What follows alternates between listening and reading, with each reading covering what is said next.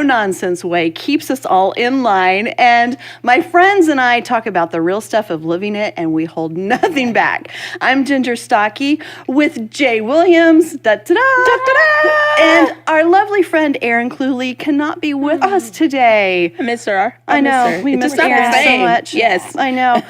We are thrilled, however, to have another friend with us. This is Stacy Lindsay, and I'm going to introduce you to Stacy in the correct fashion that she deserves in just a minute. But what we do here is we talk about life, we talk about the Word of God. When we need a little extra help, we call up Joyce, and she is always there to help us. So consider yourself one of the girls now. Yes. And let's talk it out. Let's talk it out. Yeah. Yeah. We're talking about pressure today. Whew. Pressure. Yeah. I feel like we need a soundtrack. You're so good at our little music selection. Yeah. So bum bum bum ba bum bum. Under pressure. Yeah, there we go. Little David Bowie. All right. There you go. There you go. I knew exactly. I was like, is that Vanilla Ice? I know. Under pressure. It's actually quite a miracle that you got whatever the song was from my cue. Hey, I think that was good. Yeah, thank you. The pressure that was on me for that just then was overwhelming. But here's the thing, though, and this is something that I've said to Ginger all the time. Yes. Ginger slides in little singing things. Like if I'm singing something, if there's music playing, she's always on pitch with harmonies. She can actually sing. Go. I think she's hiding a talent, to be honest. Closet shower singer. Maybe that. Yeah. I think that's about all I've got. There you go. I think that's all I've got. It's best for those things to stay put in the background and hiding. I want to introduce you to my friend Stacy because there is so much to say about Stacy, and I'll give you the official line. But first, let me tell you that when we met the first time, there was just this instant connection. Yes. Where it's like, this is a new friend that I will love forever. Yeah. And it's just been one of those things that God gave us a connection, and I'm so grateful, so grateful. And I'm so glad to have you here with us. So I'm going to read this so that I get it right because it's so awesome. It's so awesome. So Stacy is the founder of They Serve Too, who we are thrilled to work with. It's such a great organization. It's a blessing for us. That is, Hand of Hope is connected to you, but They Serve Too is dedicated to helping military families in so many different ways. Yes. And it's been a wonderful blessing to many, many families in our military who, of course, deserve it so much. She has been awarded the Army's Outstanding Civilian Service Medal and the Navy Meritorious Public Service Award. Hello. Those are pretty awesome. I thought about wearing those today. That would have been so cool. So cool. She is a businesswoman. She is a leader. She is a world changer. And she is also a mother. And she is the wife of, I'm going to get this right, Vice Admiral Yancey B. Lindsay, a 3-star admiral in the Navy. Yes. And so pressure should be your middle name. It's a bit of pressure. There's a little bit going on in your life. Yeah. And like I said, I'm so grateful for who you are and for what you bring to this. But when we were talking about pressure in our life that we all face, every one of us, absolutely. No matter what we have going on, the world has pressure. Our family has pressure. Our lives are just full of pressure. And I thought, Stacy can talk about this because she gets it. Yes. So let me just start by asking you, what are some of the pressures that come along with being a part of a military family, and especially one that is at the rank that your family is dealing with? Well, I think that, leadership or any place of authority that God may put us in, that it just comes with pressure, right? And sometimes scrutiny. Yeah. Being a military family, there's constant change. So our military families deal with a lot in their service to our country, whether it be, just changing a location that they live, or trying to find jobs, or, trying to get the kids in school or not in school, as the case may be right now. Yeah. I think that as you juggle things in life, regardless of where God has placed you, we all have those pressures that can weigh us down.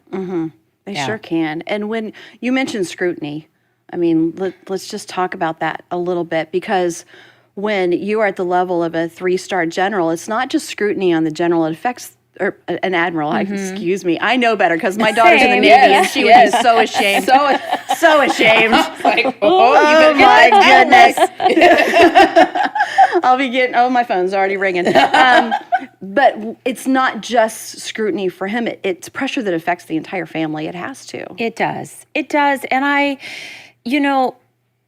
it's hard because I think, okay, well, yes, he has this position, and yes, it's the calling that God has placed on our lives. Yeah. But I try to understand that, life is just pressures, and that I can't take that position or the place that we're in right now too seriously, right? Because it's really easy in roles that we have in life that we just take that on too much. Yeah. And so I find that I have to check myself and go, this is because of this role. Yeah. This is because of this current experience. So don't take things too personally. Don't take it too personally. Don't get caught up in it. Yeah. Right? And sometimes don't take yourself so seriously. Absolutely. Yeah. Yeah, exactly. We got to learn to sort of laugh at our circumstances, right? Yeah. Because pressure it's like a pressure cooker. So you've got a few options when you're under intense pressure or scrutiny. Am I going to explode, or am I going to, let off that steam a little bit? Yeah. Laughter's a great way to do that. You guys are both leaders. Your husband, of course, is a leader. What we do as leaders is quite often scrutinized and misunderstood, and there's a lot of pressure in that. And I know a lot of our friends who are listening have experienced that as well. And there's always that desire to want to be liked, to to want to be loved, to want to be understood. And so I know that you guys have had some of those hard things where you're not being received the way that is fair. That's one of those words that we're not, especially when our girls were young, we were not allowed to use the F word at our house. We were not allowed to say, that's not fair. Right. Yeah. That was our F word. Yeah. And it's hard when you feel that way, when whatever is happening, and it may be very public, it's just not fair. That's not what really happened. And so those are the times that there's nothing we can do about it. We just have to give it to God and ask him to help us through it. I find that it's, we're just girls that want everybody to love us, right? Yeah. We want to be liked. I want everyone to think I'm fabulous, even on my bad days. And, I have to remember when I'm under scrutiny or pressure or misunderstood. That's a really hard one for me. I'm like, please, that's not my heart. Yeah. Don't misunderstand me. Yeah. But it happens. And it happens wherever you are in life. And I have to remind myself that I don't play to any other audience, that I have an audience of one. Yeah. And that's something that's so important to me, Yeah. It's just our human nature to get caught up in fairness or what's being thought about us or said about us or how we're being perceived. And I can't spend time and energy on it. I don't know about y'all, but I don't have any extra energy for that. I have been guilty of being pressured because there are so many pressures in society for leadership, period. But then being a woman in leadership, there'd be a Black woman in leadership like that in itself. There's a lot of pressure. Yeah. And so I have had to really modify the way that I communicate things because I do, I've heard people say, like, if you want people to understand what you mean, don't say it mean, and you know what I mean? That's a pressure, especially like I get titled as an angry Black woman all the time. So I'm like, I have to make sure that I'm saying things that my actions line up with my intentions. And so there are times that I have to be very intentional with how I communicate things, especially in the positions of leadership that I've been in. Right. Because there are pressures out here that of course I have to rely on the Lord and trust that the Lord will, help convey what my heart is really trying to Sure. say. But I have a question for Yes. you. Being in the military, I don't know much about military families, but just from the outside looking in, I would just assume that you'd have to be pretty like flexible and adaptable to change. For me, I like knowing where I'm going to be the next year even. Like I like that. But like, Exactly. how was that for you? And have you always been someone that's been pretty flexible? I wouldn't say I've been someone that's always been pretty flexible. I like order. I like to have things like planned out and sort of dialed in. I am spontaneous, so that has helped me in our military life. I sort of have used a term for years called Semper Gumby. So kind of always flexible, right? Okay. Because, and that's military, it's kind of a Semper Fi. And then Semper Gumby. our little Gumby. I think it's cute. I just want to get a little Gumby and put him in like a Marine uniform, But we have to be flexible. So early on in our journey, when I got frustrated, I've told family and tried to explain to them, someone that doesn't have this life, that I can't even buy theater tickets, I mean, we like theater. But I can't plan that way. And so I had to really surrender a big part of me wanting to have everything figured out. And, because of my faith, it was really easy to go, when it's out of my hands, I know whose hands it's in. Wow, that's good. And we face so much of that in our lives, regardless of where we're at. It's just so much is out of our hands. So much is out of our hands right now. And I have to know that even though kind of the control freak in me would like to make all the decisions and know how it was all going to work out, I have to release that and know that I don't need to be in charge. Yeah.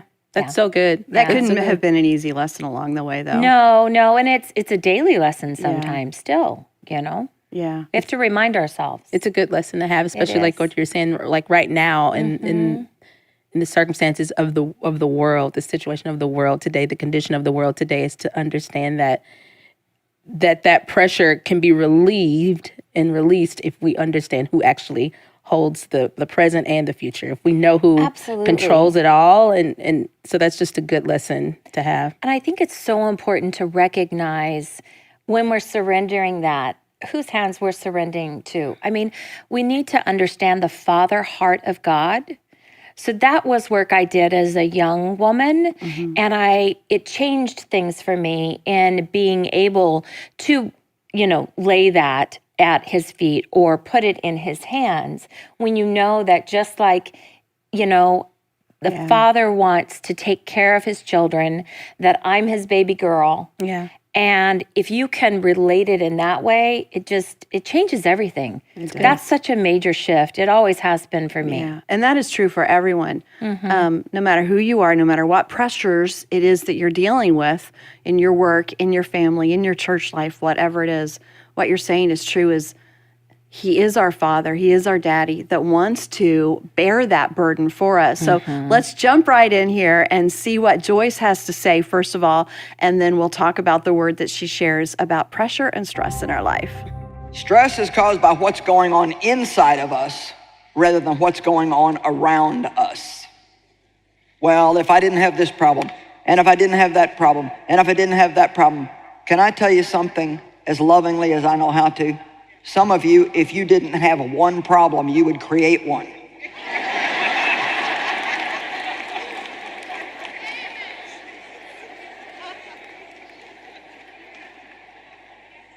I mean, just saying, Now,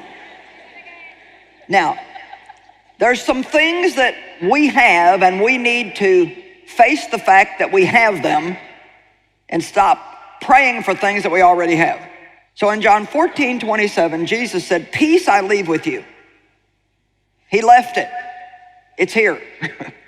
"My own peace I now give and bequeath unto you."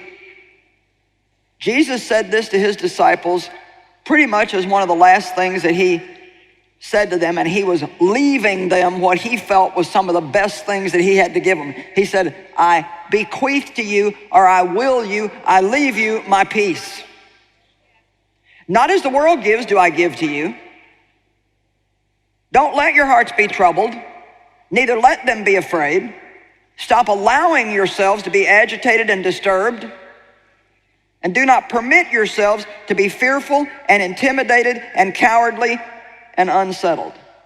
Now, I love this because Jesus is saying, here's my part and here's your part. I'm going to leave you my peace. When you're born again, the Prince of Peace comes to live on the inside of you. Everybody say, I have peace. But now he says, because you have that peace, when these stress factors come against you from the outside, you don't let yourself get upset. Well, I just can't help it. You know, that's a phraseology we need to get out of our language. Stop saying, I can't help it. Don't ever say again, I can't help it. Just say, with God on my side, I can do whatever he asks me to do. Because as long as we think we can't help it, we're going to stay in this weak-minded situation and just let everything in the world run roughshod all over us. I've learned to do something that I want to share with you. I have learned when I'm feeling myself starting to get upset. And how many of you know you can feel it coming? Dave loves to fix my hair. Now, he doesn't like to do my hair, but he likes to, and he's fixing this. Then he's over here, and especially before I do the conferences, and he's just being loving. He just wants me to look good up here. And he said, you don't realize when you turn sideways, if you got something sticking out here, it doesn't look good. So this morning we had a particularly bad hair day.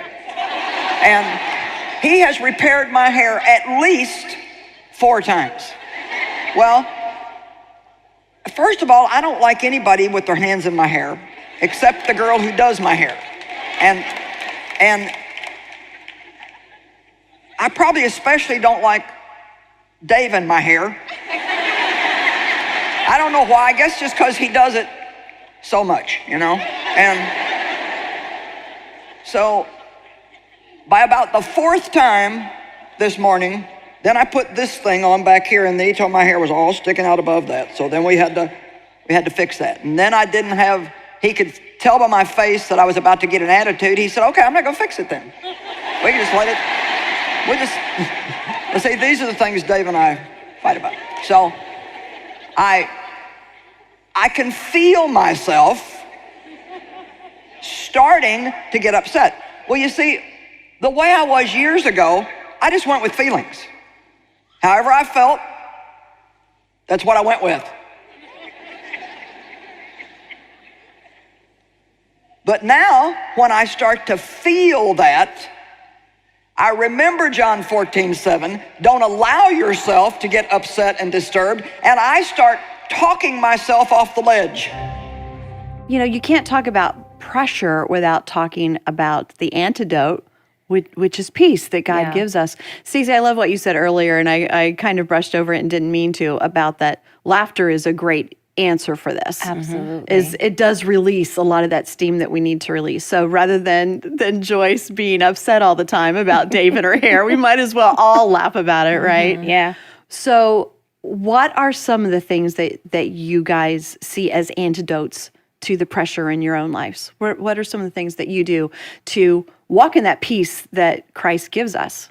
Yeah, one of the main things is declaring the word over me, because I've realized that because a lot of things have stayed in my, like I used to allow things to stay in my head a lot, you know, and then that's when anxiety kicks in. You could feel it. And then even if I thought it was good and I would pray at night, and then in the morning, I would sleep well, but then in the morning I could just feel that pressure. Sometimes I would physically feel it on me, like and I would just feel like I have 2 choices, either succumb to that feeling or speak the word over it. You know, and speak the truth over it. So I those believe, are the choices. Yeah. So my choice is to actually declare, you know, what God says about the situation, and declare that the peace of God, let the peace of God rule my heart, you know, and that He'll give me the peace that surpasses all understanding. So just start declaring those things, because it's easy to forget those things when you're feeling the pressure, because it's like, oh, I'm overwhelmed, I don't know what to do. But you have to choose to speak those things. And so even to the point where I've even put, and we've talked about it before on the show, where I've put Post-it notes, like even on my on the bathroom mirror, like just to remind Wherever you need 'em, wherever, yeah. like on the mirror, on the refrigerator, wherever I'm feeling pressure or wherever I know, because here's the thing that I had to realize, that Satan, he doesn't have any new tricks. Like it's the same stuff. Like he's using the same stuff, and we have that advantage to know that he's been playing these same games for thousands and thousands of years. And so we can use the word of God as our cheat sheet to say, oh, I already know that you can be overcome if I do this. And so now knowing that, I can like plan and strategize to say like, hey, I don't have to succumb to this pressure. I can speak the word. I can speak the truth over myself. So that's how I do it. I mean, of course, laughter too, but speaking it and declaring it, like declaring the truth helps me. That's great. So good. Yeah. I love too that you put things up. I will do that from time to time. I remember going through a challenging point in my life, and just inspirational scriptures and things that were really speaking to what I needed right then. I actually, like kitchen cabinet, bathroom mirror, I at one point had something taped to the outside of my shower. I wanted to just be able to visually always see where my focus needed to be. Yeah. And, you know, it may sound silly, but I remember when our girls were young, I did a thing, you know, kids will throw tantrums, right? So I did a thing that I would call the art of distraction.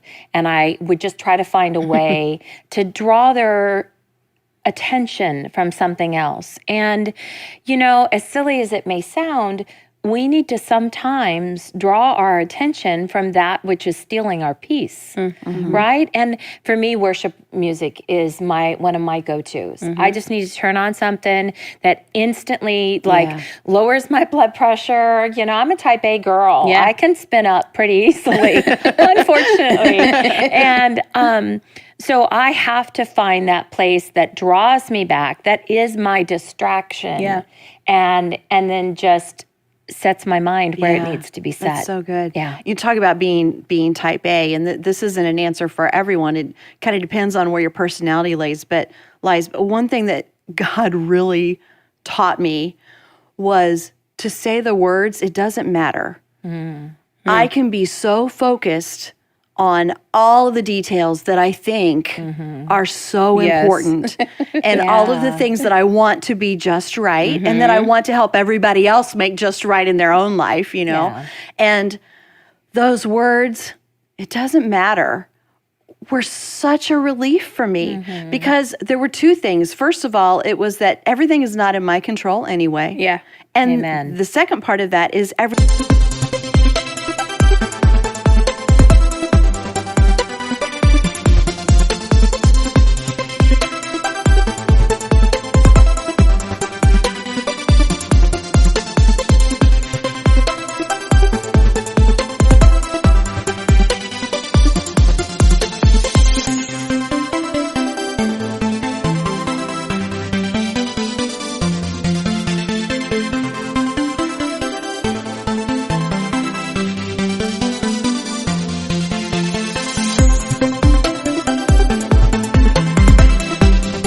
is in God's control. So I can safely say it doesn't matter, because I'm laying it in the hands of someone who has a much better handle on it than I ever will anyway. Yeah. And so there were many of those things that you begin to feel this pressure, and you have to ask yourself, because some things do matter and some things don't as much. How important is this? Does this matter as much as it feels to me like it does right now? Or is it something that I can completely let go of? Or is it something that I do need to pray and be active and work through? Is it something that I can lay in God's hands and know that He's telling me I don't need to do anything right now? So wherever it was in that whole situation, my question was, how much does this matter? And oftentimes the answer was no, it doesn't. And the pressure would just be like, oh, good, okay, I can move on to the next thing that probably matters a lot. But that was huge for me. That was really, really helpful. Yeah. And I think about the different things that probably a lot of our friends who are listening right now are dealing with in their lives, right? There are so many really serious things that people are dealing with. They're dealing with physical illnesses and financial trouble and maybe a special needs child or the loss of a loved one or a relationship. Very serious things that are very hard to deal with. There is a lot of pressure in our life. So there's no way to skirt over that. Life is hard.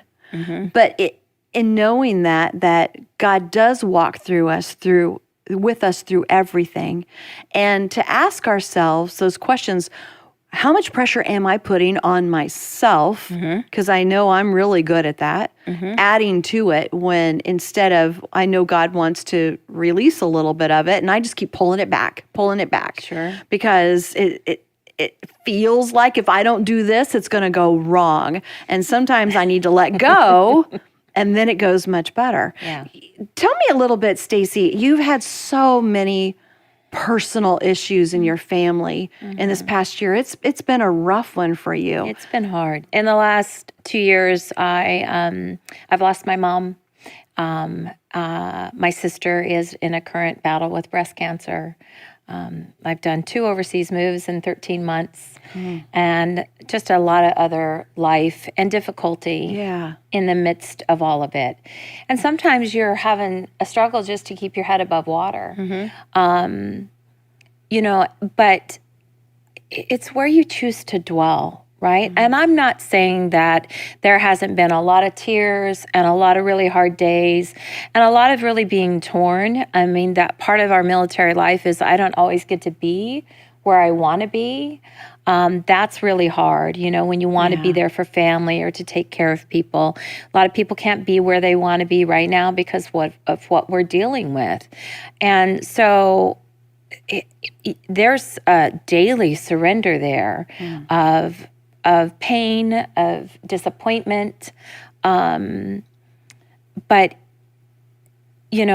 I still have someone to help me through it. And in those days that I'm struggling the most or feeling like I'm not doing enough, all you can really do is just surrender it in prayer. I mean, there's so much in our lives that we can't control. And I also have to remember that even with all that might be the burdens that I'm dealing with, there's still so many people that are dealing with even more. Right. Yeah. And so that helps put things in perspective. Yeah. It doesn't change our circumstances, but we have to realize that there's a lot of people hurting. And maybe I'll grow enough through what we're going through that I'll come out on the other side and have something that makes a difference for somebody else. We're supposed to grow, even when it's hard. So, yeah. I'm a practical person. What does that surrender look like for you? Like, so, I'm like I said, a type A kind of girl. So sometimes that surrender is me throwing a little bit of fit first. Yeah. That makes me feel better. Me too. Never one done. I mean, I'm on the road to surrender. I got that out of my system. So sometimes it's just going, God, this isn't fair. And I'm not happy. Yeah. Like, I'm not liking this. This isn't, but fair is relative, isn't it? Yeah. I think that we have to remember to get to that surrender that it gets back to it's all in His hands. And those days where I'm frustrated or hurt or angry or stressed and just feeling the weight and the pressure of it all, I have to go, you know what, Lord, it's not me, it's you. I don't have to carry this burden. Yeah. And I am your daughter. That daddy's girl thing is a big deal. And that's something that I find that I always want to encourage people to really grasp is who they are in Christ and what that father heart is like. And if we can relate that in that loving, always be there, I read something recently when someone said, if your child woke up from a nightmare in the middle of the night and they started hollering and you were running from your room to theirs, the whole time you were running to the room, you'd be like, baby, I'm on my way. I've got it. I'm almost there. Yeah. You know, that's what God does for us. Yeah. You know, that's my Father. He's always running to me. Yeah. You know, it doesn't matter if I've fallen down and skinned my knee or if I'm in the worst nightmare of my life. He's running for me. Yeah. That's a So- beautiful Beautiful. way to look at it. Yeah. Yeah, that's really good. You know, I remember those nightmares for my kids in the middle of the night, and you just hear a scream. And as a parent, your heart, you are instantly awake, and Yeah. your heart is just like this, and you're doing everything you can to get to that door to make sure everything's okay and do what you can. Yes, So I love that example of that's how God responds to us when we cry out to him. He has that same response to get to and us. if we feel that way as human parents, yeah, so much more. so much more. Yeah. That makes it, you know, if you do that surrender over and over again and you place yourself in that mindset, it's really easily automatic to go, okay, wait. You know, for me to check myself and go, wait, I know better. I know how to respond Yeah. Yeah. because I know how he's responding. Yeah. Yeah. Well, we do have some help for everyone who's listening. We love to give our friends some free resources that will just help you as you're studying these topics and really help us understand who God is and what the Word says about what we're studying. And so everything that we're listening to and talking about from Joyce is from what we are offering you for your free offer today. So don't forget that when we say a free offer, a free resource, we absolutely mean it. So go for it. Yeah, who doesn't, right? Yeah. This is called mental and emotional overload. Yeah. Who hasn't been there? Right. Mental and emotional Both of them. overload. Yep. So you can go to joycemeyer.org/talk it out and download it for free. And like I said, that's what we're listening to little clips of that today. So let's take one more listen and see what Joyce has to say. Now, another thing that you have is Jesus. Amen. And in Matthew 11:28, he says, come to me, come to me. Come to me. Come here. Come and let me talk to you. Come to me, all you who labor and are heavy laden and overburdened, and I will cause you to rest. I will ease and relieve and refresh your souls. Don't you love that? I feel better just reading it. Matthew 11:29, take my yoke upon you and learn of me. First of all, he says, come to me and I'll take care of this problem. Well, we love that part. Yes. Make this all go away. I mean, people were so enthusiastic on Thursday night when I said what I was going to teach on. I mean, this place just erupted in joy. But you know what? They got a little quieter as the evening went on, and they found out that I didn't have a magic charm to make all the stress go away, that what was going to happen was they were going to come to Jesus and he was going to teach them something about why they were stressed out, and then he was going to help them make a change in their life. Are you with me today? Yes. That would then prevent the devil from getting back in. The Holy Spirit has been given to us to be our constant companion in life. Jesus told his disciples, I'm going to go away, but you're actually going to be better off because I'm going to send you the Comforter. And the reason why Jesus said that is because he could only be in one place at one time, but the Holy Spirit can work in and with every single one of us every day of our lives, no matter where we're at or what we're doing. He can be with every one of us intimately and personally. And he is the teacher. He teaches us how to live life differently so we can have the life that Jesus died for us to have.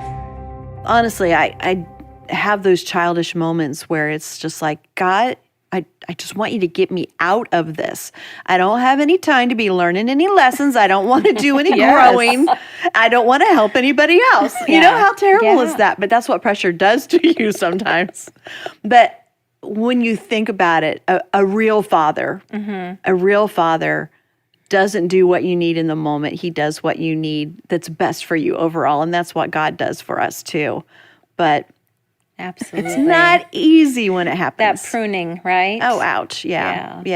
You What know? are some of the things that you both do to relieve the pressure when you need, whether it's a break or to reset? What are some of your secrets?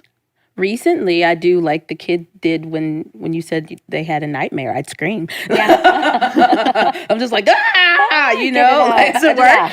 it does. Yeah. Like, I mean, I don't do it often, but I mean, this year I've had to relieve some pressure. And honestly, a funny story. I did something the other day or last night actually that caused me to have a migraine today. To relieve some pressure, I went to a kickboxing class. But, but I mean, I'm just trying. Exercise does. You needed help. to pound on some I needed things to, and get some exercise. Yes, I needed to like. I'm using this season to really try to work on me physically, and so now that I've realized that there's nothing I can do about some of these situations, Right. but pause and learn from them.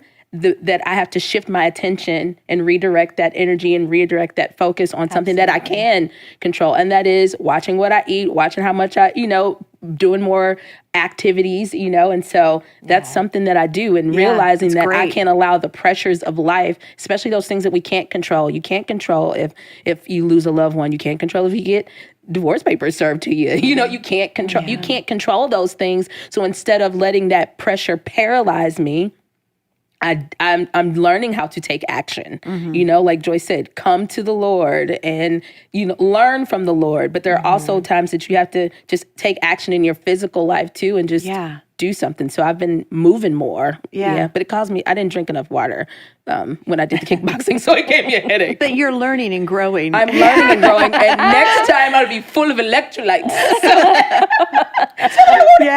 A migraine the day after. There you go. No, me too. That's really important for me is the physical activity of releasing some of that pressure, and whether it's hiking or just getting a great walk in, because that's also wonderful time with God in prayer. Absolutely. And so you kind of get double duty that way. Yeah. I get that time in where physically I'm exerting some of that energy that I need to get rid of. It's good for me physically, and I'm just listening to the Father. I'm not talking the whole time. That is huge when it comes to the pressures in our life. Sometimes we try to deal with it by talking. Whether it's to our friends, to even to God. We talk so much in prayer, which is a good thing. Please pray. Yeah. But sometimes we have to be quiet enough to listen so that He can talk to us. So that walking time is really great for me for that. I think that's so important. I think that self-care and just finding those moments of those few things that will recenter you, right? For me, nature, totally. Even if I'm just going outside and, sitting in a chair outside in the sunshine for a few minutes. My dog helps me just take a couple deep breaths. I know when I need to take a break. I think we need practical ways, and we need to think about, okay, what is going to give me just that mental, emotional little bit of a break? Because if you can't remove yourself from a situation and you're carrying all this pressure, you lose perspective.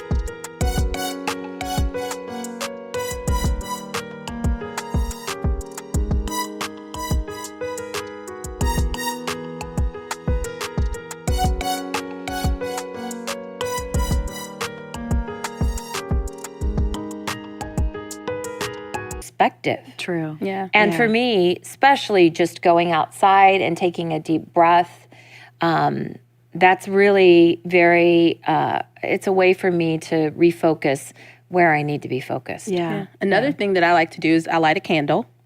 And I also little aromatherapy. Yeah, a little Yeah. aromatherapy with some essential oils, There you you go. know. But I also, because I'm a worship leader, so I sing all the time, and I listen to cadences, I listen to lyrics, and sometimes I can get in my head and cause pressure with that. So a lot for me sometimes is lighting a candle and turning on some ambient music that doesn't have any lyrics. That's sometimes for me, because I'm pretty much allergic to outside and to dogs. So both of your things, could perhaps really hurt me. Added My pressure. dog's hyperallergenic. I'm just saying. But I do enjoy just like lighting a candle and sometimes just turning on some instrumental music. I hear God a lot, really clearly when I do things like that, when it's not just, it's because sometimes I need to turn even the worship music off because that's someone else's writing to God. And sometimes I need to just talk to him myself and hear from him from what he's saying to me in that moment too. Great suggestions. Yeah. Really good.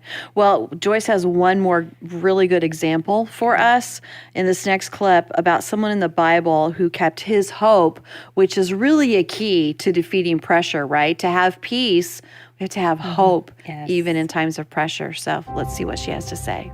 We are hedged in and pressed on every side, troubled and oppressed in every way, but not cramped or crushed. We suffer embarrassments and we're perplexed and unable to find a way out, but we are not driven to despair. So Paul had serious stressors in his life, and yet he said, we're still full of hope. When they were in jail at midnight, they were still singing. And it was such a witness to the jailer that he ended up getting saved. Do you know, when you maintain peace and joy in the midst of really difficult situations in your life, it is a witness to other people. I think it's one of the greatest witnesses that we have to other people if we can remain stable in difficult times.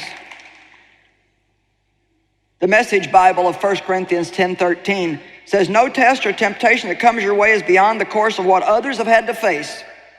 And all you need to remember is that God will never let you down. He'll never let you be pushed past your limit. He'll always be there to help you come through it. Everybody say, something good's gonna happen to me.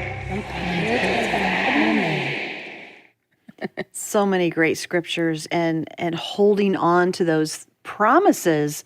You know, don't just overlook, don't glaze over something.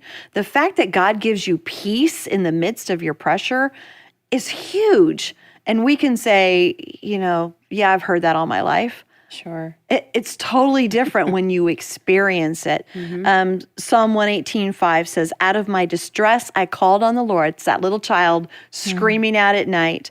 The Lord answered me and set me free.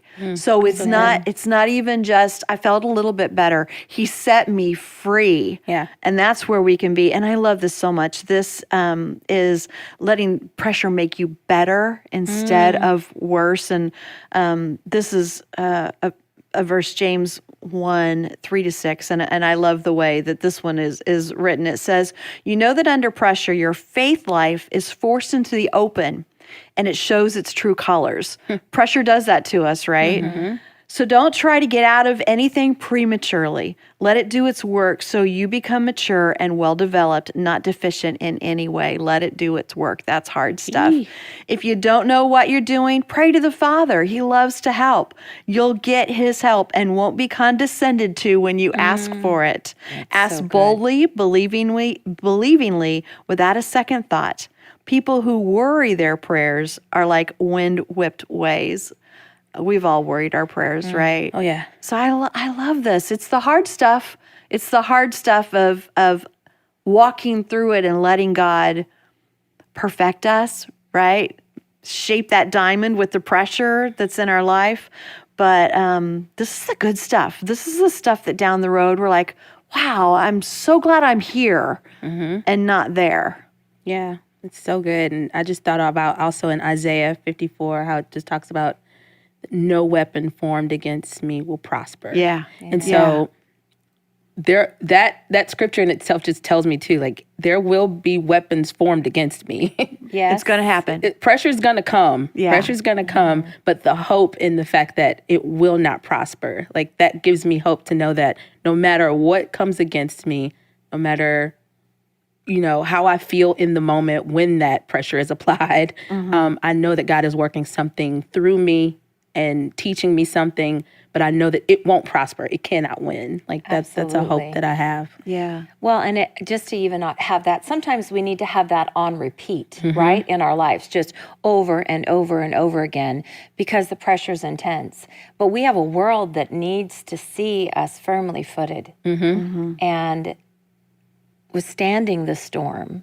I think there's so many great little tidbits in what we've been talking about today, to make sure that you are focusing as much as you possibly can on you and God, that relationship right there. People matter so much, but they can also put pressure on you. You can put pressure on yourself. Yes. And you've got to be able to peel all that away and say, it's me and God. What do we need to do?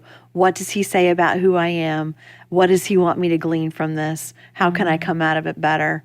And so I think there's been some great advice. And again, we invite you to pick up that free resource. Everything you were hearing from Joyce today is in there. It's a free audio teaching, and I think that you will love it, called Mental and Emotional Overload. Go to joycemeyer.org/talk it out to get that for free. Also, while you're there, you can sign up for our free email friends list. We would love to have you join us as one of our friends, and you'll get some of those special added bonuses, behind the scenes fun stuff, and you'll find out when new episodes are coming out. And please subscribe to the podcast. Tell your friends about it. Let's have as many people joining us as possible, because it's just more fun to talk with your friends. Yes, It is. Stacey, thank you.